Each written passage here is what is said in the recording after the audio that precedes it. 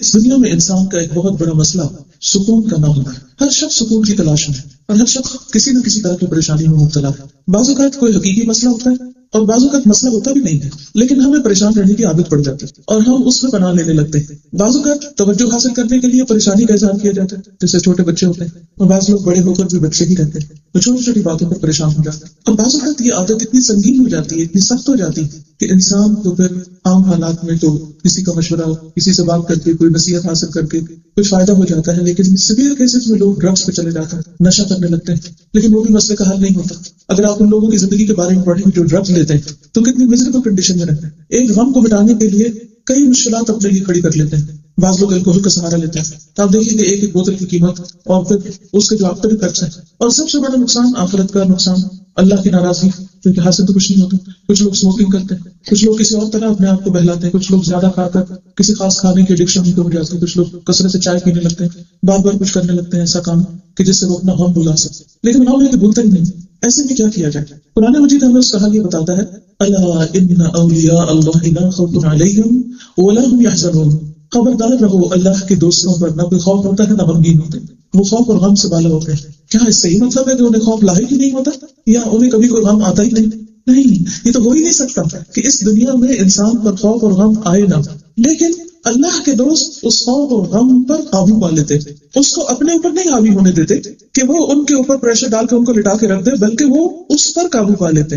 ان کے اندر ایسی ایمان کی قوت ہوتی، ان کے اندر ایسا جذبہ ہوتا ہے، ایسی سوچ ہوتی ہے، ان کے خیالات، ان کا رویہ، ان کا طرز زندگی، ان کا لوگوں سے، ان کا اللہ سبحانہ وتعالیٰ سے معاملہ ایسا ہوتا ہے کہ وہ غم اور خوف سے نجات پا جاتے ہیں. اور اس زندگی میں کچھ کرنے کے لیے نہایت ضروری ہے کہ انسان ان دو مشکلوں سے باہر نکلے. غم عموماً ماضی کے کسی حادثے پر ہوتا ہے، انسان کے ساتھ جو کچھ گزر چکا ہوتا ہے، کسی نے زیادتی کی، کوئی مال کا نقصان ہو گیا، کوئی جان کا ہو گیا، کوئی عزت کا ہو گیا، تو اس پر انسان ہرٹ ہوتا رہتا ہے اور اس سے دل مستقل طور پر بیمار ہو جاتا ہے. اور خوف مستقبل کا ہوتا ہے کہ ہائے کیا ہوگا، کہیں مجھے کوئی بیماری نہ لگ جائے، کہیں مجھے کوئی گاڑی ہٹ نہ کر جائے، کہیں مجھے میرے بچے نہ چھوڑ کے چلے گئے، وغیرہ وغیرہ، کہیں کاروبار کا نقصان نہ ہو جائے، کہیں جاب نہ چھوٹ جائے. تو بعض اوقات کچھ لوگوں کو دونوں بیماریاں ہوتی ہیں، غم کی بھی اور خوف کی بھی. کچھ ایسے ہوتے ہیں کہ جن کو غم کی ہوتی ہے لیکن وہ غم اتنا ان پہ ہوتا ہے کہ خوف ان سے ختم ہو جاتا ہے. بعض ایسے ہوتے ہیں کہ ان کو غم بھی ہوتا ہے اور خوف بھی ہوتا ہے، دونوں چیزیں ان کے اوپر حاوی ہوتی. اب کیا جائے، ہونا کیا چاہیے؟ کیونکہ علاج تو ضروری ہے، یہ نارمل حالت نہیں. اور خاص طور پر اگر آپ کسی حادثے کو ہر وقت سوچتے رہیں یا کسی آنے والی پریشانی کو ہر وقت اپنے دماغ پہ حاوی رکھیں تو یہ تو بہت ہی خطرناک بات ہے اور اس سے نکلنا چاہیے. اس سے نکلنے کے لیے بہت ضروری ہے کہ ہم بحیثیت ایک مسلمان کے اپنے ایمان کو درست کریں. اللہ پر ایمان کا مطلب اللہ پر اعتماد بھی ہے، اس پر یقین بھی ہے، اور اس بات پر یقین کہ دنیا میں جو کچھ ہوتا ہے اللہ کے اذن سے ہوتا ہے، اس میں اللہ سبحانہ وتعالیٰ کا ارادہ شامل ہوتا ہے، کیونکہ یہ دنیا اپنی مرضی سے نہیں چلتی. تو کوئی بیماری آپ کو آ ہی نہیں سکتی، کوئی آپ کو نقصان دے ہی نہیں سکتا، کوئی آپ کا تنکا توڑ نہیں سکتا، کوئی آپ کا بال بھی کا نہیں کر سکتا، کوئی آپ کو کچھ بھی نہیں کر سکتا جب تک اللہ کا ارادہ نہیں ہوگا.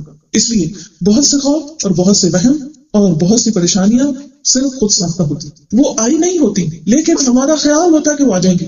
جبکہ اگر ہم اپنے آپ کو انالائز کریں تو بہت سی ایسی چیزیں جن کا ہم بچپن سے خوف رکھتے ہیں یا بچپن سے جن کے بارے میں پریشان ہیں وہ آج تک ہوئی کوئی نہیں.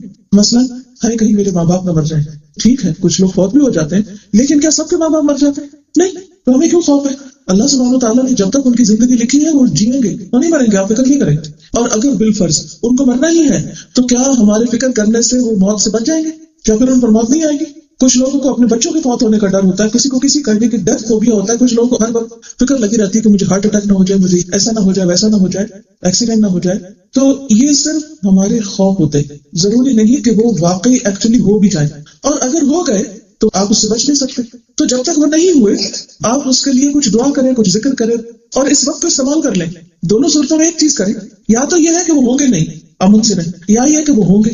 اگر انہوں نے ہونا ہے اور آپ کی قسمت میں لکھا ہے کسی چیز کا ہونا، تو اس ہونے سے پہلے جو بھی وقت ملا ہے، چاہے 1 گھنٹہ ہی کیوں نہیں ملا، اس کو کسی اچھے کام میں استعمال کریں. اور آپ کیا سوچیں کہ میں اللہ سبحانہ تعالیٰ کی پناہ میں اپنے آپ کو دیتی ہوں، اس سے پروٹیکشن لیتی ہوں کہ جس کے اذن کے بغیر کوئی مصیبت نہیں آتی. اس لیے فکر کی ضرورت ہی نہیں، پریشانی کی ضرورت ہی نہیں، کیونکہ کسی کو کوئی بیماری، موت، فقر و فاقہ، کسی چیز کا نقصان اس وقت تک نہیں ہوتا جب تک کہ اللہ نہ چاہے. اگر پوری دنیا کے انسان مل کر انسان کے خلاف کوئی کام کرنا چاہے تو جب تک اللہ کا ارادہ نہیں ہوگا ان کا کوئی منصوبہ آپ کے خلاف کام نہیں کر سکتا. فکر کی کیا ضرورت ہے؟ بعض اوقات ایسا ہوتا ہے نا کہ کوئی ہمارے خلاف کوئی بات کر دیتا ہے, ہم غم میں مرے جاتے ہیں, اب تو یہ کام ہونا ہی نہیں کیونکہ فلاں میرے خلاف ہو گیا اور وہ میرا راستہ روکے گا اور وہ فلاں مجھ پہ جادو نہ کر دے اور فلاں ایسا نہ کر دے ویسا نہ کر دے, تو ہم اسی ڈر میں مرے جاتے ہیں. حالانکہ صحیح حدیث ہے کہ اگر سارے جن و انس مل کر کسی کو فائدہ دینا چاہیں تو فائدہ نہیں دے سکتے مگر یہ کہ اللہ چاہے, اور اگر سب مل کر کسی کو نقصان دینا چاہیں تو نقصان نہیں دے سکتے. کوئی کسی کی قسمت نہیں بگاڑ سکتا, کوئی کسی کو کچھ ختم نہیں کر سکتا جب تک اللہ نہ چاہے, اور اگر اللہ چاہتا ہے تو پھر کوئی روک بھی نہیں سکتا نا, پھر سارے جن و انس مل کر اس مصیبت کو ٹال بھی نہیں سکتے. تو اصل چیز تو اللہ کا ارادہ ہے. اس لیے ضروری ہے کہ ہم مطمئن اور پرسکون رہیں اور اپنی زندگی سے بھرپور فائدہ اٹھائیں. یہ زندگی رہنا صرف ایک بار ملی ہے, اونلی ونس, یہ دوبارہ نہیں آئے گی. اور سب سے زیادہ نقصان کی بات ہے اپنی زندگی کو کھونا. مرنے والا تو مر گیا, وہ تو نہیں واپس آئے گا, لیکن آپ تو ابھی دنیا میں ہیں. آپ اپنے جینے کی قدر کریں, ایک ایک سانس کے اوپر شکر ادا کریں کہ اللہ تعالیٰ آپ کو جینے کی مہلت دے رہا ہے تاکہ آپ اس سے بھرپور فائدہ اٹھا سکیں. کیونکہ ہم آج کی اس زندگی میں اپنے کل کے لیے کچھ بنا رہے ہیں. قرآن مجید میں اللہ سبحانہ وتعالیٰ فرماتے ہیں یا ایھا الذین آمنوا اتقوا اللہ, اے لوگوں جو ایمان لائے ہو اللہ سے ڈرو, وَلْتَنظُرْ نَفْسٌ مَا قَدَّمَتْ لِغَدٍ, اور چاہیے کہ ہر شخص دیکھے, ہر شخص, میں بھی آپ میں سے ہر ایک کیا دیکھے, مَا قَدَّمَتْ لِغَدٍ, کہ اس نے اپنی کل کے لیے کیا تیار کیا. کیونکہ اگر میں نے اپنے لیے کچھ نہیں بنایا تو کوئی اور میرے لیے کیا بنائے گا. میں خود اپنے ساتھ سنسیئر نہیں تو دوسرا میرے لیے کہاں سے سنسیئر ہوگا. میں اپنے لیے خود توبہ استغفار نہیں کرتی, ذکر نہیں کرتی, قرآن نہیں پڑھتی, تو میں کس سے توقع رکھتی ہوں کہ وہ میرے لیے میری مصیبت کے وقت وہ اتنے خلوص سے پڑھے گا جتنا میں خود پڑھ سکتی.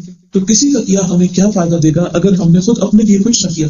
ٹھیک ہے, انسان کے اندر جذبات ہوتے ہیں, وہ دوسروں کی دکھ تکلیف اور غمگین بھی ہوتا ہے, پریشانی بھی اس کو آتی ہے, فکر فاقہ بھی ہوتا ہے, لیکن ان سب چیزوں کو اپنے اوپر حاوی نہ ہونے دیں کہ یہ آپ کے کل کی تیاری میں رکاوٹ بنے. آج ہمیں اس زندگی میں ہر دن اور ہر دن کا ہر گھنٹہ پروڈکٹیو گزارنا ہے, کچھ کرنا ہے, کچھ بنانا ہے, کیونکہ جنت اور جہنم تو خالی میدان ہے. اگر ہم اچھے کام کریں گے تو جنت میں گھر بنے گا, اور اگر برے کام کریں گے تو جہنم پڑے گا.